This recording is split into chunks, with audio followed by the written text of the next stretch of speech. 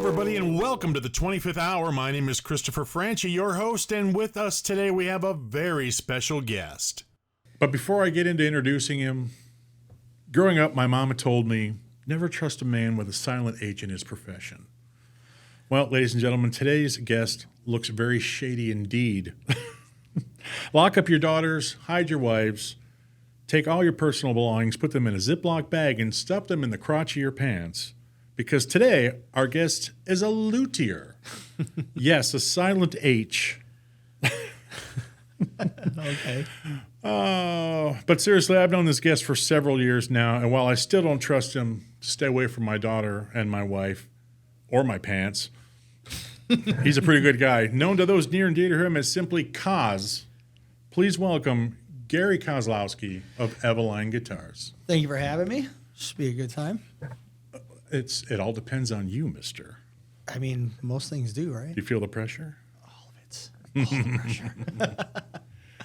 Well, what people are dying to know is what the hell is a luthier? So why don't you explain to the fine folks at home? So apparently I didn't know there was a silent H in luthier, and it's luthier, but I guess there's a grammar lesson for all of us in this today, so we get something out of it. Basically, it's a guy that builds guitars. Start to finish, from scratch, guitar maker. Yeah. Mechanic fixes cars, a doctor works on people, a luthier creates guitars. All right. And before we get too much into that, because that's what we're here for, is to find out about his guitars, why don't you tell us a bit about your background? Grew up in the Metro Detroit area. Went to Centerline High School. Used to hang out with some local rappers in the school. Became friends with them. That kind of exposed me to like a local music scene, which I hadn't, had any kind of exposure to growing up before that. So I kind of got to learn a lot about how, people start out creating music and how they become, famous celebrities when they're just a guy I used to go to high school with. And that kind of opened up a lot of doors to me as far as where to go in life. And then I've always been a woodworker. Comes down from my grandfather on my mom's side. He was a woodworker, used to build furniture and all kind of cool stuff. So it's something I always was, a big fan of doing. In junior high and high school, I took every woodworking class I possibly could. And it's always been something that I've dabbled in. And musically, like, rock and roll music, I've always looked at guitars as a piece of art before it's an instrument. When I look at a guitar, I see artwork. I see a sculpture. I don't see an instrument, And then when, some guitar god picks it up and shreds his balls off, then now it's an instrument, But before that, it's all art to me. So me not being a musician in any way, I've always really loved guitars just because they have like a persona, they have like a soul. They're all different and they sound different, they look different, they act different. To me it's an additional member to a band is the guitar itself. And then growing up watching guys like Eddie Van Halen, he was, my first favorite, musician ever, in terms of like a player. And, his famous striped guitars just dazzled me from, being a little kid, 10 years old or less. And then I found out that he actually built that guitar, in all his guitars. He was building his own guitars. And, you take someone who works in local music with friends and then you like music and you like working with wood. And it's like, oh, I'm probably going to start building guitars. That sounds like a pretty awesome thing to do. So hence the birth of Evaline Guitars. Now, Evaline is an interesting name. Where'd you come up with that? So when I was a kid, my dad's parents lived across the street from my mom's parents in a little town inside Detroit called Hamtramck, small little Polish city. It was a Polish city back then. And they lived on Evaline Street. And then about a half mile down on the other side of town, same street, my grandmother's sister also lived. So Evaline Street was kind of like the roots of my family. Like all of my, my brother and my cousins and my mom's sisters and my dad, like everyone's roots grew out of Evaline. So when I started building guitars, I needed to come up with a name for my company, and I took, the woodworking of my grandfather and then the musicianship of my dad, who was also a musician, and you bring those together and you get me, and the roots are Evaline. I thought it was just a great name. Okay, now where did you first discover your talent for woodworking? God, I don't know. Early on, middle school, probably, making shop projects. I just liked to build stuff and always did good in shop class. And then in high school, there was only one wood shop class, and I took it in freshman year. And then I wanted to take it again, but there was nothing there. And the teacher really liked me, so we decided to create a position of a teacher aide so that I can take it for the next 3 years also. It was literally just the teacher's aide in shop class. It was actually called manufacturing. It was a bit more technical. You did some classwork stuff on how to bring your product to market and things like that, which in hindsight was actually good to have, for 4 years on a half-year class. Yeah. Now, you were talking about how instruments have souls, guitars, I guess every instrument really. And you have, obviously everything with an instrument and all that is I can't say the word. Proprietary? Yes. Okay. Thank you. Everything is proprietary. And so you had to come up with your own basic designs. Now, how did you come up with that? So there's a lot of guys that do what I do, and they copy the famous shapes, the Fender Strat shape and the Telecaster shape and the Les Paul shape. Like those are kind of like the big three. And there's a few others, you can go down the line and list a bunch. And a lot of people just copy those shapes. But for me, I didn't want to do that. I wanted to be my own thing. I just didn't want to be another guy who just makes Fender Strats, his own version of Fender Strats. I wanted to be my own guy. So I just kind of freelance, or freehand just drew up, some guitar shapes on small pieces of paper and sketched until I found something that I liked, and then kind of just started building them. And then as far as names, like the very first guitar I ever designed and built is called the GFKR. So that I named because of where my company came from. It's my dad, the musician, and my grandfather on my mom's side, the woodworker. That's their initials. Gary Kozlowski is my dad. Frank Romanowski was my grandfather, so it's Gary, Frank, Kozlowski, Romanowski. And then, moving forward, other guitars that I designed, just depends on if I designed it specifically for somebody, like the Ouija guitar right next to it there. It's probably my most famous guitar that I've ever built. It was designed and built for Jinx from Black Veil Brides, hence the JX is the name of that guitar. Yeah. No, I would imagine that's not an actual Ouija board, but it is still wood. I mean, I haven't tried to raise any demons from it. However, if you look at those guys in their stage gear, you might argue against that comment. Yeah, I would think so. But speaking of wood, what kind of wood do you find most desirable to work for? It really depends on the guitar player.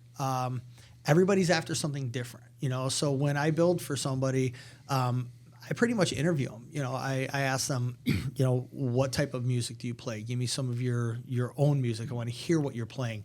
Give me some of your inspirations, who you kind of model yourself after, and find out what they want if they can't answer that question on their own.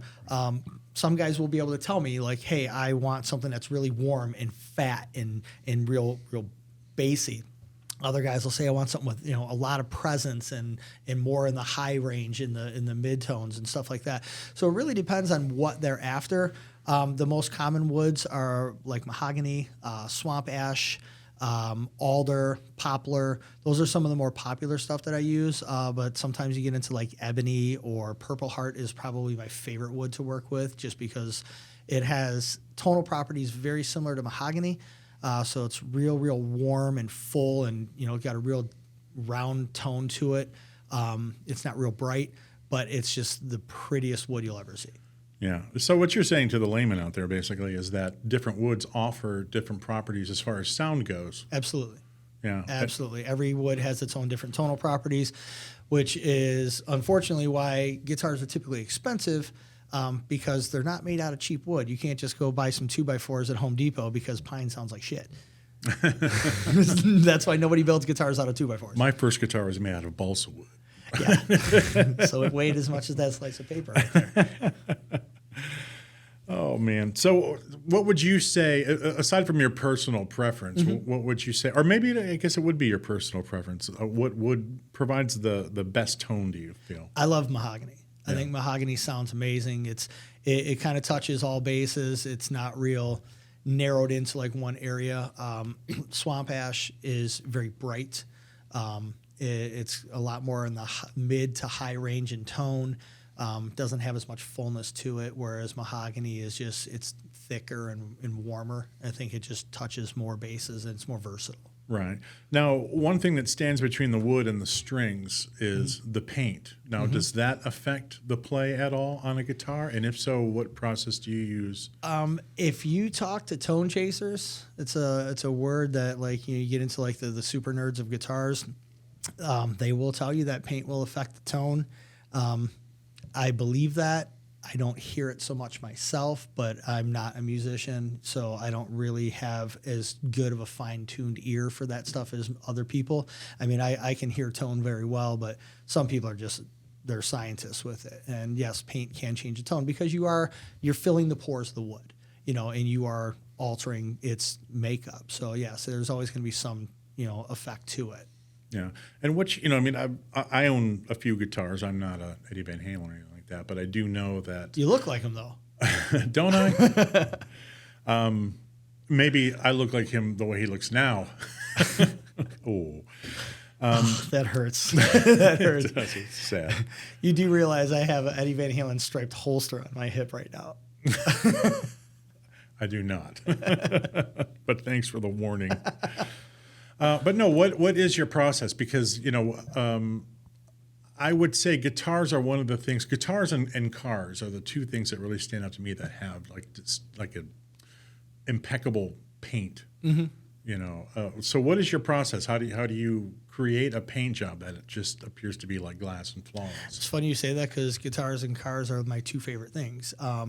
And that being said, I'm a huge car guy. I build hot rods and muscle cars, and my son has a race car, and so like cars have always been a huge passion of mine, which means when I started building guitars and needed to figure out how to paint them, I literally use car paint, and the colors I choose are from my favorite brand auto manufacturer. I use stuff out of their palette. So if somebody wants a blue guitar, I literally go through all the various different shades of blue that were available from, the type of cars that I like best. Some people like Fords and Chevys and Chryslers and Hondas and whatever. So I would just, this is my brand of car that I like, and I would choose colors out of their palette, and I would literally use automotive paint. I would very much like a Super B Roadrunner green guitar. There are a few shades of green, yes. Very nice. Don't get me started on color codes and stuff, because that's a whole nother show. So aside from basically building a guitar, is there anything else you do with guitars, like customizing, hot rodding, or, to use the parlance of our times, modding guitars? Yeah, for sure. It's, mostly, I was more into kind of creating my own thing. But, someone comes up and is like, hey, man, I got this old crappy Fender guitar that I paid $200 for at Guitar Center, and it's just like a cheap Korean, Fender, but it doesn't sound good, and it's got some bumps and bruises from playing it out, and someone wants a paint job, I'll strip it and paint it, or, if they want it to sound better, put better pickups in it, maybe a better neck that's made of better wood, better hardware. I mean, you can hot rod a guitar just like you can hot rod a car. You put different parts on it, it's going to act different. All right, so in building all these guitars, certainly you have to have a favorite and a least favorite as far as the building process goes. What was your favorite build? There's been a lot. I think my favorite is probably the one that I kept myself, and her name is Caroline. You can pull her up right there. I name guitars, I name my guns, whatever. But that is a GFKR shape, which is my first shape I designed. So it's, obviously, it's near and dear. And that is a guitar called my Acoustic Series. And what that is, it's something different that nobody else in the world does. It is a combination of an electric guitar and an acoustic guitar in one. And there are companies out there that do this. They take a solid body guitar and they put what's called a piezo pickup in it, which is a special bridge that alters the guitar sound to make it sound like an acoustic guitar electronically. So it's kind of fake. Kind of like an electric guitar or electric car isn't really a car. It's fake. So same thing. So it alters the sound in the tone to make it sound like an acoustic guitar. I don't do that. What I do is I actually start with an extra thick body guitar, and I split it in half like a book.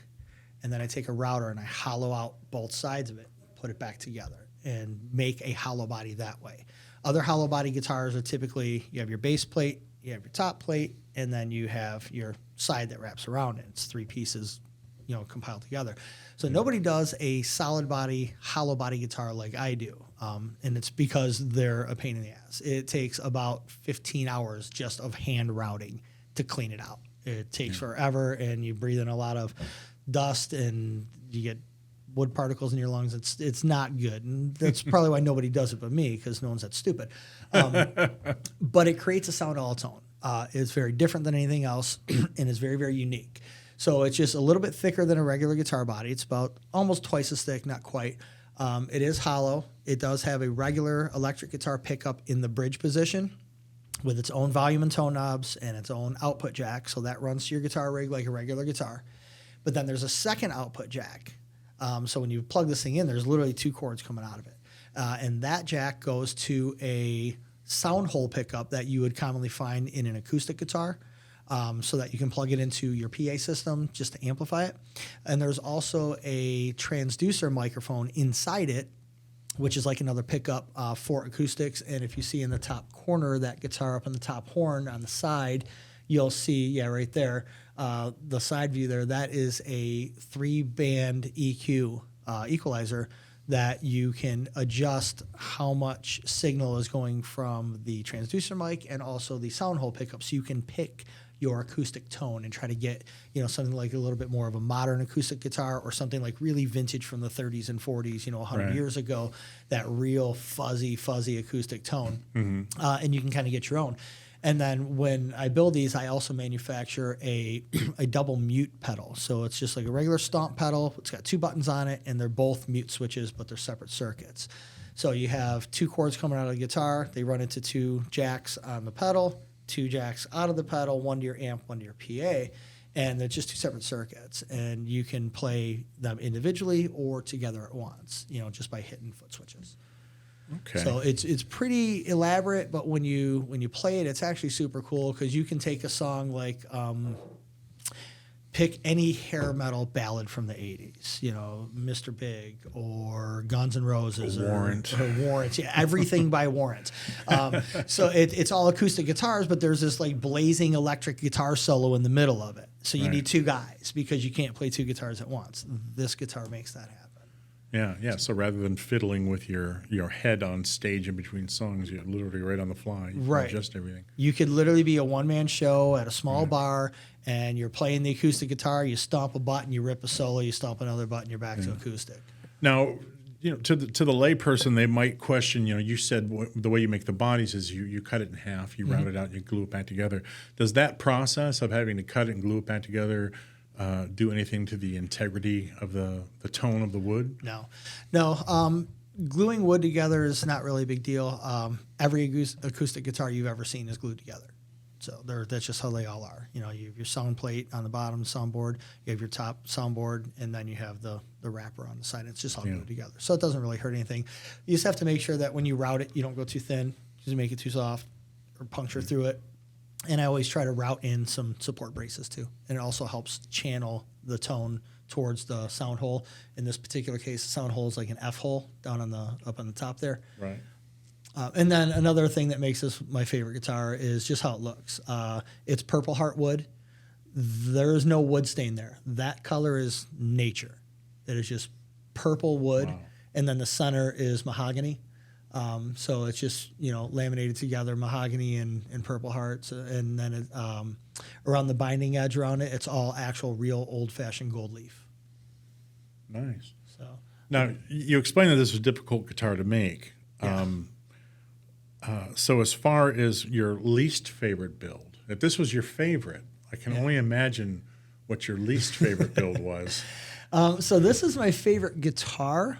And building them, is difficult, and it's involved, these acoustic series guitars, because of how they are, but I don't really hate it. It's just, I'm working with wood, so it's never a problem. I'd say probably my least favorite build would be, I built it for a girl who lives in Las Vegas. Her name is Devo. Designed the guitar shape for her. It's this one here. And the guitar is super cool. I love the guitar. Designed it completely for her, but what made it my least favorite is I painted that guitar about 17 times. Now that's not paint fail. That's Oh, 17 yes. applications. Oh, No, so. it's paint fail. Paint it, strip it. Paint it, strip it. So this is called a burst finish, where there's no definitive line between colors. You know, they kind of blend into each other, the black and the purple. Bursting colors is easy. It's not a big deal. It's just a way that you hold your paint gun and you kind of just share it and fan it, and it's Follow the contour. right. Sure. So bursting colors is not a problem, and millions of people do it.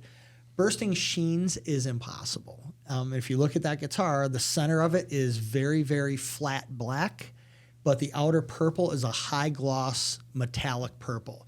So trying to get two colors to blend together is not a big deal. Trying to get two sheens is practically impossible.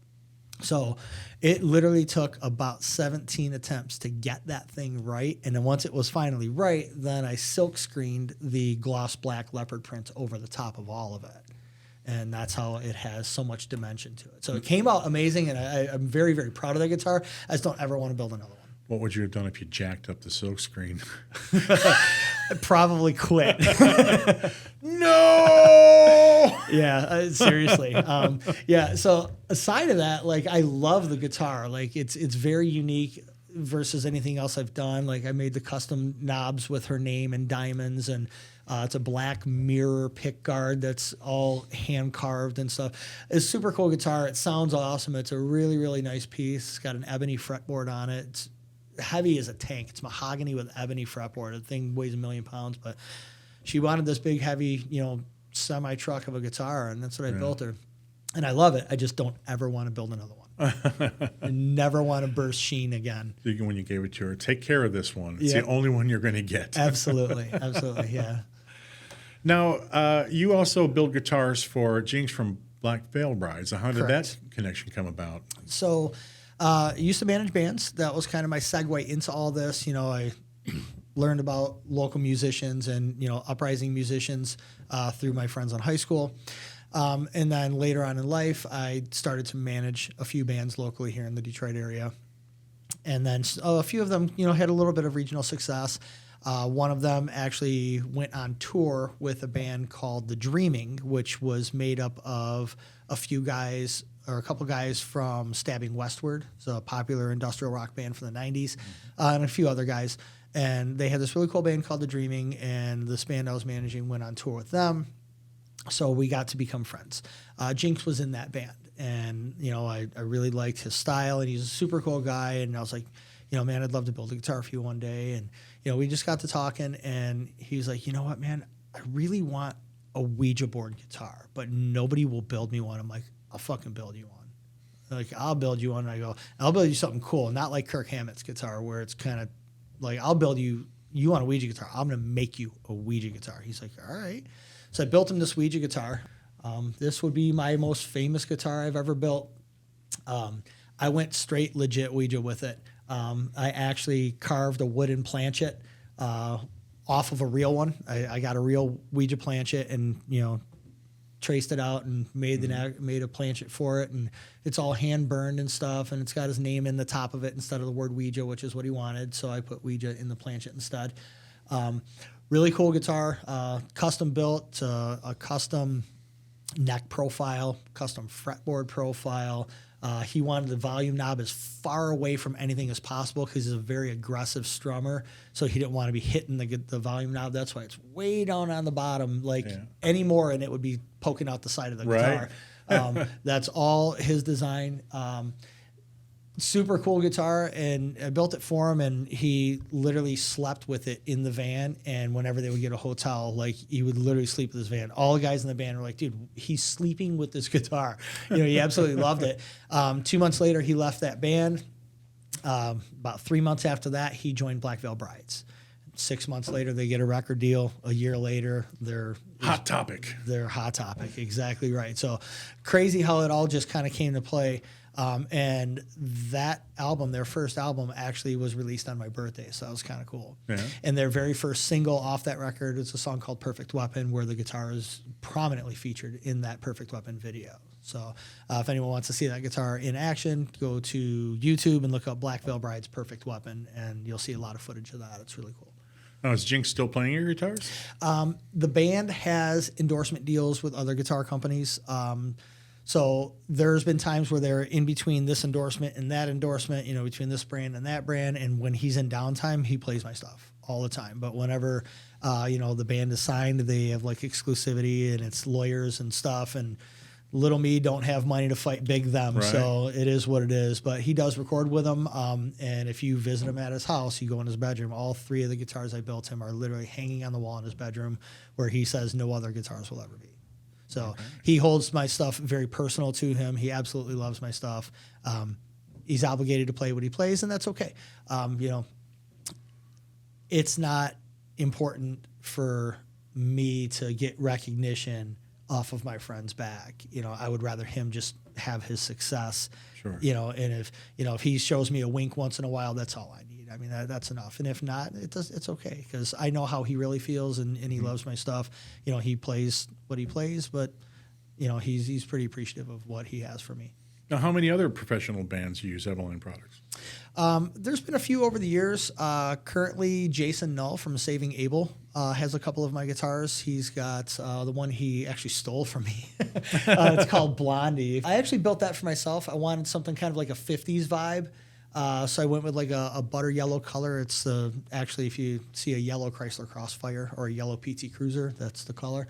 With a tortoiseshell pickguard and gold hardware, maple fretboard. Like I wanted something like very, very 50s looking, real classic. So it was just one of mine just to have. And he talked to me about building him a guitar. So I brought a few guitars for him to mess around with backstage. And he really liked that one. And he asked if he could play it on stage. I'm like, yeah, sure, go ahead, play it. So we get done. And he's like, I really like this. I like this shape. I like this vibe, but I want something that nobody else will build me. And I've asked everybody, and nobody will build me a Confederate flag guitar. I'm like, really? I'm like, Dimebag Darrell's got a Confederate flag guitar. He's like, no one will do them anymore. Nobody will do it. I'm like, I'll do one for you. He's like, can you make it like this shape? I'm like, yeah, I'll do one of those in a Confederate flag guitar. So I didn't just want to. I think that's kind of become your motto. I'll build that. You goddamn right. So I didn't want to do something where, it's like the roof of the General Lee, like I wanted to make something cool. So I built this one here. So this guitar is a mahogany body, and the top of it is laid over with 200-year-old barn wood from Tennessee. So that wood saw the Civil War. The knobs are made from Civil War bullets found in a Confederate camp in Virginia. The tailstop piece, you can see the CSA on it there. That is a Confederate soldier's belt buckle. That is a Confederate States of America belt buckle. And I drilled it out and made a tailstop piece out of it. I tarnished all the chrome on it and made it rusty. And then the side of it there looks like it's kind of got steel wrapped around it. It's actually wood. I just, did some little art to it. If you look at the fretboard's got some inlay dots. The headstock, if you look close, there's a $2 Confederate dollar bill in the headstock. You can see right between the two center tuning pegs, the number 2 there. That's an actual Confederate $2 bill underneath the clear coat in the headstock. The back of it, that is a recruitment poster. It's a copy. That one's not an original, but it's a copy of a Confederate recruitment poster where they pass them out to try to get people to join the Army to fight in the war. Those are the inlay dots. Those are little Confederate flag inlay dots that I made out of earplugs. The hippies, they gauge their ears out. I was able to find some. No offense intended, hippies. Purely offensive. I was able to find some Confederate flag earplugs that I made inlay dots out of. So the guys in his band call it a history lesson, and so it's like anybody can just lay a Confederate flag logo in paint, Sure, or vinyl wrap over a guitar. That's just boring to me. I wanted something that looks 200 years old, like it fought the war. Yeah. So I made him that, and he absolutely loves it. It's his favorite sounding guitar. Unfortunately, it's like too heavy to tour. It's super, super heavy. The wood is like insanely heavy. It's really, really old mahogany, and then it's got that extra layer of barnwood over it. So it's which is cedar. So it's got a couple of different tonal properties to it. It sounds just absolutely huge. He records with it all the time, but he just doesn't tour with it anymore because it's just too damn heavy. But so when we were talking about, building this guitar, he had just played that yellow one that night, and he goes, "Do you mind if I just take this one on the road with me? When you get my other one done, I'll give it back to you." I'm like, "Yeah, that's fine, whatever."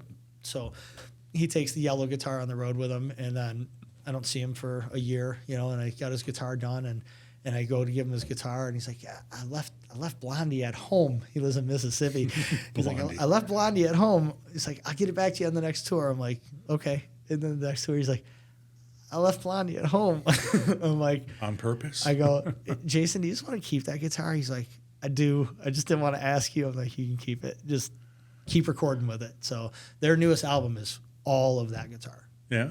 Yeah. Like he uses other stuff, but there's a ton of that guitar featured on their newest record. Sure. Now you worked with a lot of musicians and a lot of famous musicians. Mm-hmm. Of all the people that you've met, that you've come across, who's your favorite person? Do you think That's played my stuff? Yeah. I would say probably when Joe Hottinger and Lizzie Hale played my stuff backstage at the Royal Oak Music Theater. That was pretty awesome. Friends with the guy that runs the venue. We went to the show. He kind of put a side stage to watch the show instead of out in the crowd.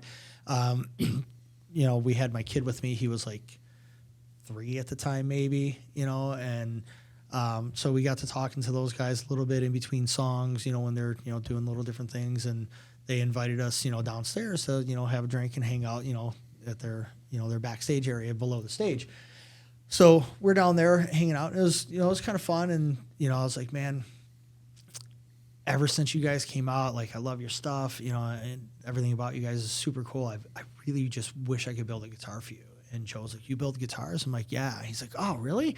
I'm like, "Actually, I brought one on the far off chance that I might actually get to meet you and talk to you." He's like, "Where's your car?" I'm like, "It's literally right over here." He goes, "Go get it." I go get this guitar out of the car, take it downstairs, and for the next couple hours, we're all just hanging out, and Joe and Lizzie are just taking turns playing this guitar. And Joe's like downstairs just shredding on it. He's got a little amp plugged in, and then Lizzie's like, "Am I going to get to play that, or I got to take it from you?" And then she sits down and she's just shredding on it. I thought it was just like the coolest thing, because this is someone that I really looked up to and respected as a musician, because they're just way ahead of, everything else that was going on at the time. And for them to just almost be fighting over playing, it was really, really cool to see. You have to learn how to learn from the people you work with. You should have pulled the Saving Abel maneuver. Right. And taken Lizzie home.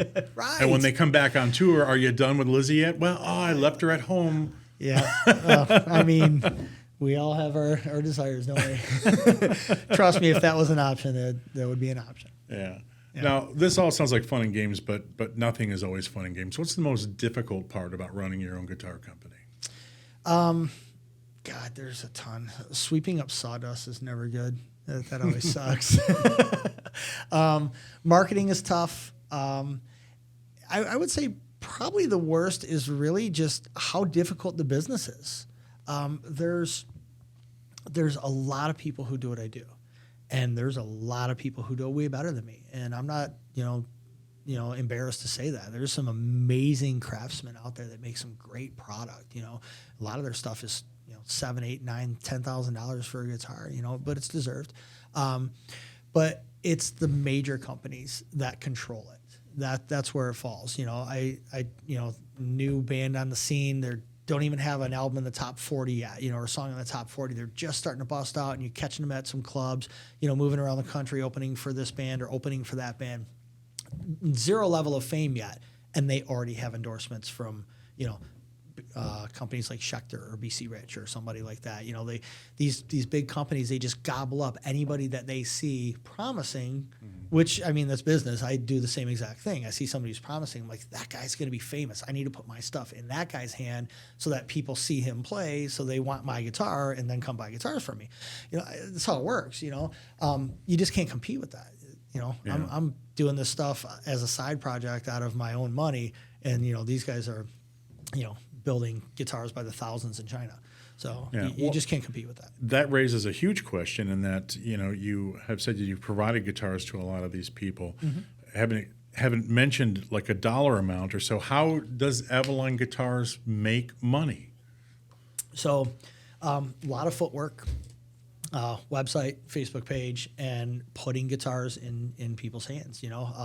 I've endorsed a good handful of local musicians here in Detroit, guys that have zero fame level and have regular jobs, and they just play gigs on Saturday nights, once in a while, but they're popular and they have a following, so you just put shit in their hands, take pictures, post it, get some of the people who like them, like, wow, that's a cool guitar, because guitar players watch other guitar players play, usually to critique them, but nonetheless, they do watch other guitar players play. And if they see something they like, that's a customer. So it's endorsements. You either spend money on advertising or you spend money on endorsing somebody, and sometimes that does come back. I endorsed Jinx with that Ouija guitar. He played it for a couple of years when his band was first breaking out before he got, a major endorsement. And as a result, I sold more than a dozen replicas of that guitar. So what people might not know that have been listening to this interview is that any of the guitars that you see that may be player models are available from you, and anybody can own one. As replicas, absolutely. Even the Devo guitar for the right amount of money. I said I don't want to build another one, but I would. There you go. Now, you've taken a break from building guitars. Yes. For how long and why? So, guitar building will always be my passion, and I'll always have my company open. And if somebody sends me an email, I answer it. If somebody wants a guitar, I'll build it. I just haven't put a lot of effort in the past couple of years as promoting my company because I've just been busy. Married, kid is growing up. My son developed a huge passion for my other passion, which is cars and racing. He's 13 years old. He actually has a race car. He drives a junior dragster. He's actually completely endorsed by the actual Ram Chargers, the new owner of the Ram Chargers race team, to run a Ram Chargers junior dragster. He's building a 1965 Barracuda for when he gets out of that car, and he's actually already looking at getting into a front-engine slingshot dragster with a Hellcat motor in it when he gets to be 2 years older than he is now. So he's really developed this passion for cars and racing, and I've always had that. I was always a car guy growing up. I worked in speed shops and built hot rods and stuff. So he's actually just dragged this inner beast out of me, and that's kind of like what we do now. So that's really where my life is at this point. His very first junior dragster actually had a big Evaline Guitars logo on the side of it. That was his sponsor, was me, and then he got this Ram Chargers sponsor, so we got him a new car and all that stuff. But that's really why the hiatus is there. It's not that I've lost any love for it. There's just a new direction in my life that my son is steering for me, and anyone who's a parent understands that. Pun intended. Right. Well played. Now, your role with cars seems to be more building, whereas his is more driving, and he is a young kid. Do you have any concerns about his choice of hobbies? No. Cars are safe, man. I seen guys crash at 300 miles an hour and walk away. His car that he drives, I built a lot of it. I've got other technicians and mechanics and welders that build the stuff that I can't do. Safety equipment is up to spec. I'm not worried. He could be running down the track full steam and put it in a wall and he'll walk away from it. So I'm not concerned. But I do enjoy the fact that he really loves actual drag racing. He's a big history buff. He studies history of drag racing, 60s and 70s and stuff like that. Not just watching Street Outlaws, and the reason that's good is because it keeps him desired to go to the actual drag strip to race, which means in a couple years when he's driving, he'll have less desire to do that shit on the street. Right. I did that stuff on the street, 25, 30 years ago. There was a lot less traffic then. My dad did it on the street 50 years ago. There was a lot less traffic then. There's too many idiots out on the street that'll pull right out in front of you. You could be a great driver and very confident handling your car, and if Karen pulls out in front of you while you're doing 140 down the highway, there's going to be a problem. It doesn't matter how good you are, there's a problem. So I'm trying to teach him to keep that at the track, and I've learned myself as a driver. I've done a lot of racing in my own growing up in my teens and 20s. The more I was at the drag strip, the less I was out street racing. So I'm trying to push that towards him. But yes, I do also drive as well. I got a hot rod of my own, but I chose a picture of him because he's kind of steering that direction of my life. Well, to bring it back to guitars, Yes. Like you said, there's a lot of people that do what you do, whether they're better or they're worse. But we all strive to be unique in what we do. What would you say is different about Evaline than any other guitar company? I'm one of the very few people who only hand carves everything I do. Most guitars, even independent guys that do really good work, they do CNC stuff. It's all, their designs are all done on a computer. Even the ones that have their own unique designs, they're not doing Strats and Telecasters. They're doing their own stuff. A lot of these guys have computers cutting them out. It's all computer CNC design stuff, and the machine spits out the body, and then they paint it and put it together, and off you go. Everything I do, I go down to the lumber yard, I pick out the kind of wood that I want, I bring it home. I have my templates made out of acrylic that I cut out myself on a bandsaw, and get them exactly how I want them to be shaped. Lay it down on the wood, trace it out, cut it out with a router and saws, and it's all done with just old school style, the way that I learned from my grandfather, 40 years ago plus, how to use regular machines and tools to make a product out of wood, real true hands-on carving. And I feel that adds a lot of charm and a lot of soul to it. You really can put your heart into your project when you're creating it from scratch and a machine's not spitting it out. Sure. Now, do you see a future of your company mass producing guitars, or is that prohibitive based on your technique, basically? Yeah, I think that my niche is the way that I do it, and I don't want to change that.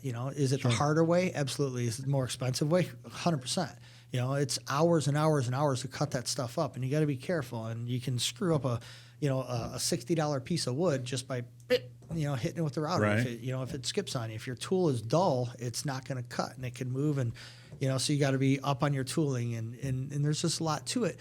But again, the moment that thing gets created by a computer, the charm is gone, the soul is gone. It just doesn't have that feel to it anymore, in my opinion, if that's worth anything, but I would never change. And what's on the horizon for Evaline? I don't know. It's really hard to say. Like I said, I'll never shut it down. I'd like to start promoting it a bit more again. A couple years ago when my hero, Eddie Van Halen, passed away, I was kind of torn. I almost considered just shutting everything down. I'm like, God, I don't even want to build anymore. Like and then like the night he passed away, I have a replica of one of his guitars, and I prop it down on my bar, and I put, I grabbed a bottle of Jack Daniels. That was his choice. And I'm just sitting there drinking Jack and Cokes all night long, in honor of my fallen hero. And, I posted it, the next day, posted a picture of it and stuff, in tribute. And a couple buddies of mine are like, hey, did you make that Eddie guitar? I'm like, yeah. Can you make me one? I'm like, no, I can't do that. I can't. It's just like, number one, legally copyright stuff, but like I would just feel like an absolute horrible human to try to make money off of the grave of anybody, let alone, a hero. Just like, oh, this person's dead, let's capitalize, because everybody else is doing that anyways. I mean, go to Google and type EVH socks or hats or jackets. There's a million companies that are making money off of his, his back, and it really hurts to see that. So I could never bring myself to be one of them. But it did inspire me to say, you know what? I've always wanted to have like 8 or 9 of his replica guitars to just hang on the wall. Like he's had dozens upon dozens of guitars over the years, but there's a handful that I find very special, through my life of watching him as a player. So I decided to start building the choice guitars of his, for myself. So I got to work, and in that year, I built 5 or 6 more guitars that year. It was actually a busy year in my shop, building all these Eddie Van Halen replica guitars, just for myself to hang on the wall, maybe let my buddies play them at the bar once in a while or whatever. But so that's really all I've built at all in the past couple of years. Is I just built a handful of Eddie guitars for myself. But I definitely like to get back in the shop and do a little bit more, which is probably why I agreed to sit down and talk about this company, because it's a part of me that I do miss because my life's been so busy with everything else that it would be nice to get back in there and kind of, make some sawdust. Yeah. Well, thanks very much for joining us, sir. This has been In the Lab with Gary Kozlowski of Evaline Guitars. Stick around for the next exciting episode of In the Lab, and be sure to subscribe and click the notification thingies. Because, hey, this is your first time on YouTube, right? See you later.